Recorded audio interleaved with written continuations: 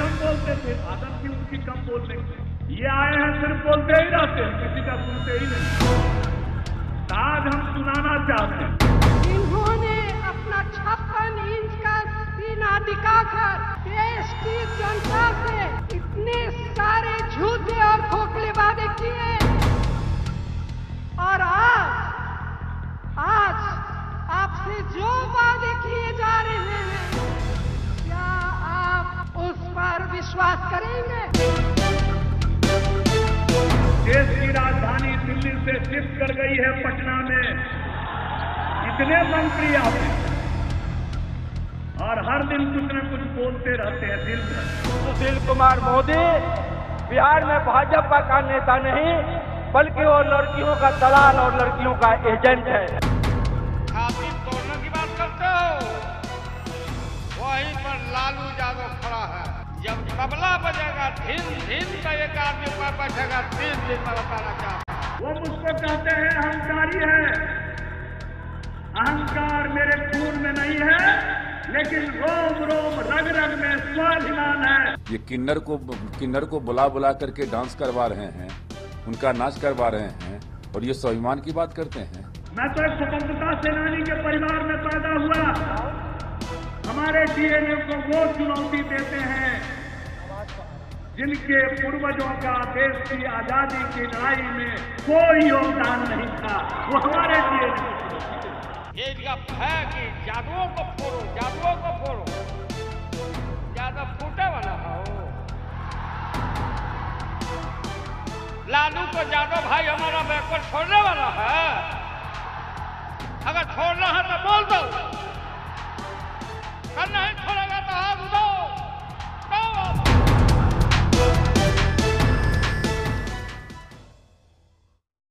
आज का सबसे बड़ा मुद्दा इस वक्त है बिहार में चुनाव की तारीखों का ऐलान भले ही नहीं हुआ हो, लेकिन शंखनाद दोनों तरफ से हो चुका है। लोकतंत्र में चुनाव को जनमत जानने का जरिया और सत्ता के शांतिपूर्ण हस्तांतरण का माध्यम माना जाता है, लेकिन बिहार में एक बार फिर राज्य की गरिमा को गिराने वाली बयानबाजी शुरू हो गई है। आज इसकी शुरुआत पटना में महागठबंधन की रैली में मुख्यमंत्री और लालू प्रसाद की मंच पर मौजूदगी के समय प्रभुनाथ सिंह, जो जेडीयू के नेता है, बाहुबली नेता है, उन्होंने की। प्रभुनाथ ने बीजेपी पर हमले के लिए किस तरह के शब्दों का इस्तेमाल किया है, पहले ये सुनिए, उसके बाद अपने खास मेहमानों के पास जाएंगे।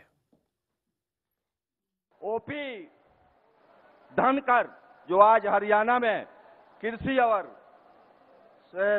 सिंचाई मंत्री हैं, उन्होंने विधानसभा के चुनाव में भाषण देते हुए कहा, वहां के युवकों से कि चिंता मत करो, हमारे मित्र हैं बिहार में सुशील कुमार मोदी भाजपा के नेता। अगर हरियाणा में सरकार बन जाती है, चाहे का कोई युवा कुंवारा नहीं रहेगा। हम सुशील कुमार मोदी से बात करके बिहार से लड़कियों को हरियाणा मंगा कर यहां शादी कराएंगे। हमें जानना चाहते हैं बिहार के लोगों, जो बिहार के माटी पर पैदा लिया है, जिसमें थोड़ा भी बिहारीपन है, जो बिहार पर गर्व करता है, इस तरह का अपमान और इस तरह का गाली स्वीकार नहीं करेगा। बल्कि सुशील कुमार मोदी बिहार में भाजपा का नेता नहीं, बल्कि वो लड़कियों का दलाल और लड़कियों का एजेंट है। आप ऐसे लोगों को स्वीकार करेंगे? चुनावी मौसम में नेताओं की बदजुबानी कोई नई बात नहीं है। एक बार फिर यह सिलसिला शुरू हुआ है तो सवाल भी उठने लगे हैं। सवाल नंबर 1, क्या नेताओं की बदजुबानी पर रोक नहीं लगनी चाहिए? दूसरा सवाल, क्या प्रभुनाथ सिंह के बयान के लिए मंच पर मौजूद लालू और नीतीश, ये बड़े नेता, माफी मांगेंगे? क्या जाति की राजनीति देश के लिए खतरनाक नहीं है? चौथा सवाल, जो बात नेता घर में नहीं बोल सकते, उसे जनता के बीच बोलना कहां तक जायज है? पांचवा सवाल, क्या जनता बदजुबानी करने वाले नेताओं को सबक सिखाएगी? राजनीति में बदजुबानी की क्या कोई हद है? जब जब बिहार चुनाव की आहट तेज होती है, हर बार इसी के ऊपर बहस होती है। आज इस मुद्दे पर बात करने के लिए हमारे साथ हैं बीजेपी के नेता तरुण विजय, जेडीयू के नेता राजीव रंजन, आरजेडी के नेता मनोज झा, कांग्रेस के प्रवक्ता चंदन यादव। चर्चा शुरू करने से पहले एक बार फिर आपको सुनाते हैं महागठबंधन के मंच से प्रभुनाथ सिंह ने क्या कहा। सुशील कुमार मोदी बिहार में भाजपा का नेता नहीं, बल्कि वो लड़कियों का दलाल और लड़कियों का एजेंट है। राजीव रंजन जी, सबसे पहले आप ही के पास आ रहा हूं। जो बात कही गई, आप प्रभुनाथ सिंह ने जो बात कही है उसे सही मानते हैं? देखिए, सबसे पहले तो इस बयान का जो उसकी जो पृष्ठभूमि है वो जरूर देखना होगा कि जिस तरह से ओपी धनखड़ ने हरियाणा के चुनाव के पहले अपने सभा में बिहार की बेटियों का सवाल उठाया कि अगर यहाँ उन्हें वोट मिलेगा तो बिहार से बेटियां आएंगी और सुशील मोदी जी उनके मित्र हैं। ये आपने दिखाया भी है कि जो बातें कही गई हैं ये पहले भी चैनल्स पर चले हैं। ओपी धनखड़ के बयान पर काफ़ी प्रतिक्रिया बिहार में हुई थी उस दौर में भी, और सुशील मोदी जी ने उस बयान की वकालत की थी। सुशील मोदी जी ने कहा कि इसमें ऐसा कुछ भी नहीं है। जो लिंगानुपात को लेकर के अगर उन्होंने ऐसी बातें कही हैं तो बिहार में गरीबी है, ये उन्होंने गरीबी के नाम पर बिहार की बेटियों के बारे में जो बातें कही थी, वो शब्दों के चयन को लेकर के सुशील मोदी जी ने जो भी बातें कही उसका संदर्भ बस इतना निकलता था कि बिहार की बेटियों को लेकर के अगर धनखड़ साहब ने कोई बात कही तो उसमें अनुचित कुछ भी नहीं था। ये गुस्से का इजहार जब कई बार होता है तो उसमें कई बार उसकी जो भावना है वो देखना होगा कि जिस तरह से बिहार को पिछले दिनों भारतीय जनता पार्टी के नेताओं ने बार बार गालियां दी हैं, उसकी प्रतिक्रिया में इस तरह नहीं, से एक मिनट तरुण विजय जी, लड़कियों का सौदागर जैसे शब्दों का इस्तेमाल अगर होने लगे, आप अभी सुन रहे थे राजीव रंजन जी अपनी तरफ से जो सफाई पेश कर रहे थे, आप कन्विंस्ड हैं? हारे हुए लोग अब मोहल्ले की माफिया लड़ाई लड़ रहे हैं, जिनकी अपनी वाणी पर संयम नहीं है और जो झूठ बोलकर और तथ्यों को तोड़ मरोड़ कर हरियाणा का जिक्र कर रहे हैं। तो मुझे आश्चर्य हुआ कि कैसे पढ़े लिखे लोग हैं। अब चुनाव की बात नहीं हो रही है, ये केवल वाणी की अभद्रता और शब्द की एक असंयमता और शील को छोड़ना, वे सब बातें ऐसा लग रहा है कि कुछ माफिया किस्म के मोहल्ले के लोग हैं जो हार चुके हैं और हार की बौखलाहट चुनाव से पहले वाणी की अभद्रता के माध्यम से निकाल रहे हैं। अगर कल्पना भी करिए कि कभी किसी ने कोई गलत बात की होगी तो उसका प्रतिशोध क्या उससे भी बढ़कर इस प्रकार की अभद्रता से किया जाएगा? किसको ये सही ठहरा रहे हैं? बिहार का अपमान अगर कोई कर रहे हैं तो महागठबंधन रैली में जिन्होंने गाली गलौज की है, उन्होंने बिहार की धरती, बिहार की महिला शक्ति, बिहार के लोगों के स्वाभिमान का अपमान किया। इन लोगों ने बिहार को गाली दी है। ये गाली और किसी को नहीं है, बिहार को गाली दी गई है। और हारे हुए लोग अब बिहार के सबसे बड़े शत्रु बनकर महागठबंधन रैली का एक तमाशा बना दिया है। तरुण विजय लोग चुनाव नहीं लड़ रहे हैं, तरुण विजय जी आप मोहल्ला छाप लड़ाई लड़ रहे हैं। तरुण विजय जी बुद्धिजीवी हैं, हमें खुशी होती अगर आप अपनी प्रतिक्रिया में ओपी धनखड़ जी के शब्दों को लेकर के भी आप आपत्ति उठाते। सुशील मोदी जी द्वारा ओपी धनखड़ जी के बचाव पर भी आपकी प्रतिक्रिया आती। ये शुद्ध राजनीति कर रहे हैं। तो उस पे आप ये करेंगे? राजनीति करके बिहार को एक बार फिर गाली दे रहे हैं। नहीं, मेरे हम लोगों की मेधा पर, हम लोगों के विवेक पर बार बार सवाल उठाने का आपको हक नहीं है। आप माफिया जैसे शब्दों को तरुण विजय जी वापस लीजिए। ऐसे सवालों के जरिए बिहार वाणी की अभद्रता करके आप बिहार के शत्रु हैं। जो ये महान रैली है, इस रैली का संदेश समझ लीजिए। बिहार में डीएनए के सवाल पर जो आपने गालियां दी, धनखड़ जैसे नेताओं ने जो बिहार की बेटियों को लेकर अपमानजनक टिप्पणियां की हैं, इन सब के खिलाफ गडकरी साहब ने जो बिहार के डीएनए को लेकर बातें कही, उसके प्रतिक्रिया में बिहार की जनता सड़कों पर आई है। और यह आपके लिए एक बुरा संदेश है। संकेत को पढ़िए और दीवारों पर लिखे। अगर इबारतों को पढ़ लेंगे तो ये निश्चित तौर पर शब्दों के नाम पर अब बिहार को एक बार फिर गाली मत दीजिए। तरुण विजय राजीव जी साथ ही जो कुछ भी बातें हुई हैं वो आपके पिछले दिनों के बयानों की प्रतिक्रिया में ये बातें हुई है। मनोज झा साहब, यही प्रमुख। तरुण जी आप बात पूरी करें, फिर मैं आगे बढ़ता हूं। देखिए, बिहार को गाली महागठबंधन रैली में दी गई। कोई बिहार का व्यक्ति संयत और बिहार की परंपरा को मानने वाला कभी ऐसा हो ही नहीं सकता जो मंच से इस प्रकार की अभद्रता करे। और अगर किसी ने कहा उसको तो कंडेम करना ही चाहिए, लेकिन उसका जवाब आप इस तरह से देंगे तो बिहार जिसने महावीर दिए, जिसने कृष्ण प्रसाद जी दिए, जिसने राजेंद्र बाबू दिए, ऐसे बिहार का, जिन्होंने किशन पटनायक दिए जहां से, ऐसे बिहार का अपमान अगर किसी ने किया तो उसने किया, उन तमाम लोगों ने किया जो मंच पर बैठे हुए थे। वे बिहार के शत्रु हैं, बिहार की अस्मिता के विरोधी हैं। हम एक और बात नहीं भूल सकते, वो ये कि प्रभुनाथ जी कर रहे हैं, लालू यादव के खिलाफ कई कड़े बयान दे चुके हैं और खुद नीतीश जी उनके साथ दिखना पसंद नहीं करते थे। इसी से जुड़ी एक और बात है, लालू जी ने आज इस तरह जाति की राजनीति को हवा देने की कोशिश की है, उस पर भी आरजेडी से जवाब लेंगे, लेकिन पहले सुनिए लालू जी ने कहा क्या।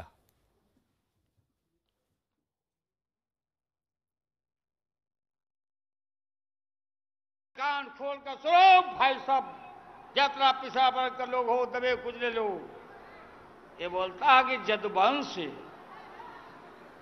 ये इनका है कि जादुओं को फोड़ो, जादुओं को फोड़ो। जादू फूटे वाला है वो। लालू को जादव भाई हमारा बैकवर्ड छोड़ने वाला है। अगर छोड़ना है तो बोल दो, कर नहीं छोड़ेगा तो हाथ उठाओ, उठाओ हाथ उठाओ।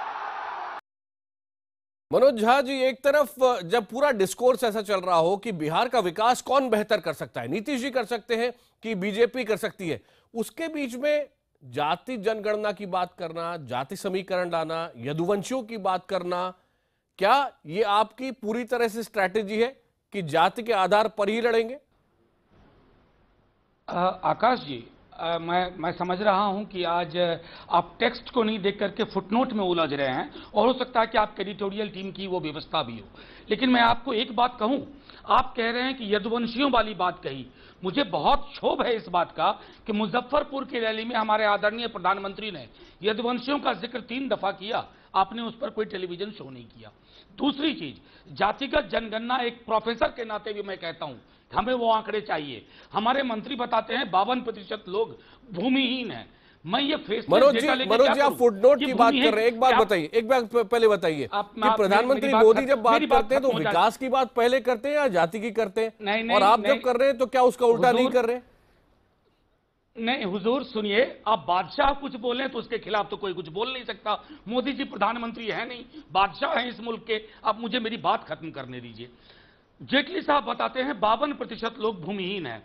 क्या हमें पूछने का अधिकार नहीं है कि क्या भूमि के स्वामित्व का जाति से कोई संबंध है? इतने लोग बेघर हैं, क्या बेघर होने का जाति से कोई संबंध है? हम तो ये विकास की बात कर रहे हैं। ये तो आप सोशल इंजीनियरिंग की बात कर रहे हैं, इससे मैं पूरी तरह सहमत हूं आपके साथ। यहां तक मैं पूरी तरह सहमत हूं। सोशल इंजीनियरिंग नहीं, आप मेरी बात सुनिए, पूरी बात खत्म होने दीजिए। विकास की प्राथमिकता समुद्र तट पर बैठे हुए उद्योगपति नहीं तय करेंगे, गांव में बैठा हुआ ग्रामीण तय करेगा। लालू जी ने आज स्मार्ट विलेजेस की भी बात कही, आपने उसको नहीं देखा। यदुवंशियों की बात उन्होंने प्रधानमंत्री के मुजफ्फरपुर रैली के जवाब में बात कही थी। कम से कम संदर्भ से काट करके मत देखिए, और मैं समझता हूं तब आपको लगेगा कि जाति और विकास 2 विपरीत चीजें नहीं है। जातियों को भी विकास चाहिए। आप बिहार और दोनों में ज्यादा महत्वपूर्ण आरजेडी के लिए क्या है? जाति के आधार पर संरचनात्मक विकास, जातिगत असमानता का खत्म होना, संसाधनों में बराबर की हिस्सेदारी, क्योंकि 2% लोग तय नहीं करेंगे कि 98% को क्या चाहिए इस मुल्क में। चाहे आपको समाजवाद अच्छा लगे या ना लगे, लेकिन मुल्क का मिजाज वही है। तरुण जी देखिए, दुख इस बात का है कि आज जो लोग मंच से नाटक, एक तरह की मिमिक्री और हर तरह का फूहड़पन दिखा रहे हैं, वे एक समय जेपी आंदोलन के हिस्से थे और उससे वे राजनीति में आए। आज जेपी की आत्मा जरूर कुलबुला रही होगी। जाति का कोई भी प्रश्न हो, इन्हें उसका उत्तर मांगने का अधिकार है, लेकिन ऐसे उत्तर मांगेंगे? क्या भाषा है? बिहार देश को सर्वश्रेष्ठ चिंतक, विचारक, लेखक और ब्यूरोक्रेट देने वाला प्रदेश है। बिहार देश को सर्वश्रेष्ठ दार्शनिक देने वाला प्रदेश है। उस पूरे बिहार की मटिया मेट करने वाले ये लोग किस प्रकार की भाषा से सवाल पूछ रहे हैं, और ये अपने आप को प्रोफेसर साहब कह रहे हैं। क्या प्रोफेसर की भाषा ये होगी जो अभी लालू जी की आपने सुनी है, जो आपने प्रभुनाथ सिंह जी की सुनी है? हर अधिकार है आपको, लेकिन विकास बड़ा है और भारतीय होना बिहार में क्यों घाटे की का सौदा बना दिया गया है? अब भारतीय की बात नहीं हो रही है, बात ये हो रही है कि तुम हमारे जाति के हो या नहीं हो, और हमारा साथ छोड़ोगे या नहीं छोड़ोगे। फिर ये कहते हैं कि हम जाति की आधार समानता चाहते हैं, हम जाति की व्यवस्था तोड़ना चाहते हैं। जाति व्यवस्था तोड़ना नहीं चाहते हैं, समाज को इस गड्ढे में ले जाना चाहते हैं। जी मनोज जी, यहाँ से कोई विकास नहीं होगा। मनोज जी, पूरा तरुण विजय जी, मेरे कुछ सवाल बिहार, मैं एक छोटी पूरा टिप्पणी बिहार करना चाहता हूँ और ये शिकंजे से छूटना चाहता है। नरेंद्र मोदी जो जी, गुलामी है, सिंह जी, आपके भारतीय जनता पार्टी और सहयोगी दलों लोकतंत्र के लोग हैं, बयान है, प्रोफेसर है, लोकतंत्र की भाषा बादशाह होती है क्या? तरुण विजय जी, आप लोकतंत्र की बात करिए, आप प्रधानमंत्री को बादशाह कहेंगे? ये प्रोफेसर की भाषा है। सवाल ये है आप दोनों को थोड़ा सा रोक रहा हूँ क्योंकि मैं दोनों एक साथ सवाल नहीं पा रहा हूँ। तरुण जी थोड़ा सा रुकिएगा। राजीव जी, आप अपना प्रश्न साफ साफ पूछें वापस से एक बार। अभी तोड़ने की बात की, नरेंद्र मोदी जी ने बिहार के मुख्यमंत्री को डीएनए के सवाल पर अपमानित किया। नितिन गडकरी जी आए, उन्होंने बिहार के डीएनए के सवाल पर गालियां दी, और आपके भी पूरे संबोधन में बिहारी नेताओं के लिए जिस तरह की जो भावना आपके अंदर है, क्या पिछड़ा होना असभ्य होना है? अगर पिछड़ों को फूहड़ आप कह रहे हैं, पिछड़ों की राजनीति की फूहड़ता को लेकर के आप चिंतित हैं, तो प्रधानमंत्री की जाति फूहड़ आपके राष्ट्रीय अध्यक्ष बताते हैं, मुख्यमंत्रियों की जात बताते हैं। आप झूठ बिहार में विकास और जातियों को झूठ बोल रहे हैं। अगर कोई नीतीश कुमार जी ने बिहार में एक रोडमैप तैयार किया जिसको न्याय के एक मिनट आप सबको रोक रहा हूँ क्योंकि मैं चंदन जी के पास अभी जा नहीं पाऊँ। चंदन जी पर झूठ बोल रहे हैं। चंदन जी, मैं आपसे जानना चाहता हूँ, मुझे लगा था कि आज सबसे ज्यादा लैंड बिल के ऊपर बात करेगी तो कांग्रेस करेगी। सोनिया जी ने ज्यादा उस पर नहीं बोला, उससे ज्यादा नीतीश जी ने बोला। क्या कारण है? अपमान कर रहे हैं, बिहार का अपमान करने चंदन जी, वाले आप लोग हैं। बिहार के अपमान की चिंता नहीं कीजिए। थोड़ा सा आप सब चंदन जी को भी सुन ले। चंदन जी आप बोले। आज लाखों लोग सड़कों पर दिखे हैं, झूठ आप बोलकर उनका सम्मान कीजिए। लाखों लोग सड़क पर आपके खिलाफ उतर कर आए हैं। राजीव जी, तरुण जी, थोड़ा सा आप दोनों को रोक रहा हूँ, आप दोनों को रोक रहा हूँ, आपकी इजाजत से रोक रहा हूँ। चंदन यादव आप बोलना चाह रहे हैं। चंदन जी, कहाँ के प्रोफेसर है आप? चंदन जी आप बोले। झूठ बोलने के प्रोफेसर होने का ज्ञान मत पर रखिए। तरुण विजय जी, झूठ आप बोल रहे हैं और लगातार झूठ बोल रहे हैं। आपको बिहार के नेताओं के बारे में आपकी धारणा अच्छी नहीं है। एक तो बिहार के नेताओं, राजीव जी चंदन यादव जी को बोलने दीजिए प्लीज। राजीव जी, लोकनायक की आत्मा तो निश्चित तौर पर दुखी हो रही होगी। चंदन यादव, अगर आप सुन पा रहे हैं तो प्लीज बोलिए। चंदन जी, आपका पक्ष अभी तक सामने नहीं आया है। आपने विश्वासघात किया है। आकाश जी, लगता है आपका चैनल कहीं ना कहीं कांग्रेस पार्टी को लोकतंत्र में पार्टी को अपनी बात रखने का हक है, और जब आप कांग्रेस पार्टी को इनवाइट करते हैं तो कांग्रेस पार्टी ये जरूर एक्सपेक्ट करती है कि आप कांग्रेस पार्टी की बात भी जनता को आपके माध्यम से बिल्कुल। चंदन जी, लास्ट 1.5 मिनट से मैं आपको कह रहा हूं आप बोले, पर शायद आप तक आवाज भी नहीं पहुंच रही थी। पर प्लीज बोले, आप बोले अभी। तो देखिए, नहीं, कांग्रेस पार्टी के राजनीतिक डीएनए में है लोकतांत्रिक तरीके से बहस करना। तो आपसे हम ये एक्सपेक्ट करते हैं कि आप थोड़ा सा उस माहौल को, एक डिकोरम को बनाएंगे तो कांग्रेस पार्टी भी बात अपनी इस बहस को और गहराई से रख सकती है। आप कहें सर। लेकिन आज सवाल का आज जो मुझे लगता है कि भारतीय जनता पार्टी जातिगत राजनीति पर और अमर्यादित बयान पे कुछ बोलती है, टिप्पणी करती है, तो मुझे बहुत हंसी आती है। इनके प्रधानमंत्री से लेकर के इनके कार्यकर्ता तक ये अमर्यादित बयान देते हैं और प्रधानमंत्री उदाहरण दीजिए। बताइए, गिरिराज सिंह जी को मंत्री किस लिए बनाया? अश्विनी चौबे बार बार इस तरह के बयान देते आ रहे हैं। इनके तमाम नेता मंत्री बयान देते रहे। कौन कौन सा बताइए, क्या बयान देते हैं आपको बता दे।